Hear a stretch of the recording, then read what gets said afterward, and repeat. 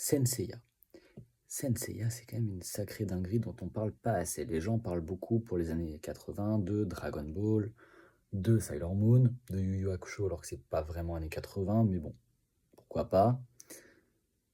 Mais Senseiya, ça a été beaucoup oublié, alors que c'est quelque chose de très influent dans le monde du manga, quelque chose qui a inspiré beaucoup de gens à devenir mangaka. Le nombre de spin-offs de Senseiya est tout juste aberrant. Et surtout, c'est une œuvre qui est absolument géniale. Vraiment, on adore, on surkiffe, c'est trop bien. J'ai beaucoup de merch Senseiya, j'adore Senseiya, c'est trop bien. Qu'est-ce qui est bien dans Senseiya? L'univers, le principe de reprendre la mythologie grecque, le principe des dieux, le principe des armures avec les chevaliers. Trop bien, c'est génial, on adore. Les personnages qui sont intéressants aussi, on adore. Les musiques, l'animé a parmi les meilleures musiques, tout animé confondu. Bon, il y en a d'autres qui sont aussi bien, mais ça reste parmi les meilleurs quand même. Donc on adore. Les chara-design, des armures, tout simplement.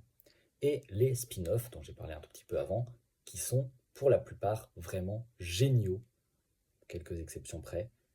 Et donc tout le lore de Senseiya est juste trop bien. En plus, c'est influent, hein.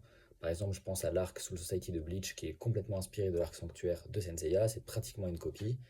Ce qui ne veut pas dire que c'est pas bien. Au contraire, j'adore Bleach. Voilà. Donc vraiment, Senseiya, allez tous lire, regardez, achetez du merch, lire et regarder les spin-offs, tout, tout, tout. Mettez-vous à la page sur Senseiya. Senseiya, c'est peut-être pas le futur parce que c'est le passé, mais c'est génial.